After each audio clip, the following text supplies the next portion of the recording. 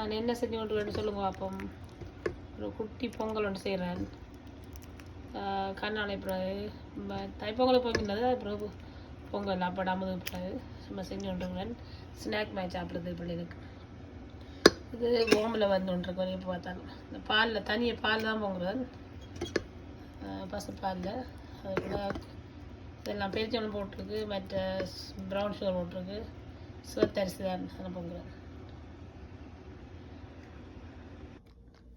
இப்போ பார்த்தீங்கன்னா இது கிட்டத்தட்ட ரெடி வந்து இப்போ நான் ஏலக்காய் பவுடர் போட்டுட்டேன்.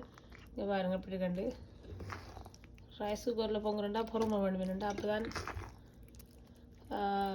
ஈஸியாக பொங்கலாக இருந்தால் கொஞ்சம் பொறுமையாச்சு வேணுமெண்டா. அந்த வார்முக்கு வேறு மடிக்கடி மாறி மாறி. ஸோ நீங்கள் அமர்த்தி குக்கில் விடணும். பாருங்க அப்படி விட்டுட்டு தான் செய்யலாம். இனி வார்முக்கு பண்ண பரவாயில்லை, என்ன மில்கெல்லாம் எல்லாம் வச்சுட்டு தானே தனிப்பாலில் செய்யணும். அது பார்க்க தெரியும் உங்களுக்கு கூட நல்லா இருக்குமெண்டு.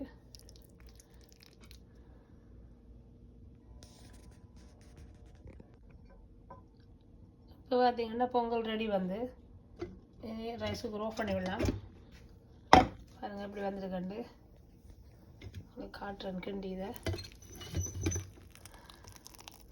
நீங்கள் யாராவது ரைஸ் குக்கரில் இப்படி சூப்பரான பொங்கல் செஞ்சீங்கன்னா கமெண்ட் பண்ணுங்க. பாருங்கள் எப்படி வந்துருக்கண்டு பெஸ்ட் பொங்கலாக வந்திருக்கு. இது வந்து இப்போ 1.5 கப் தான் இதுக்கு போட்டேன் நான். பாருங்கள் எப்படி சூப்பராக இருக்கேன்.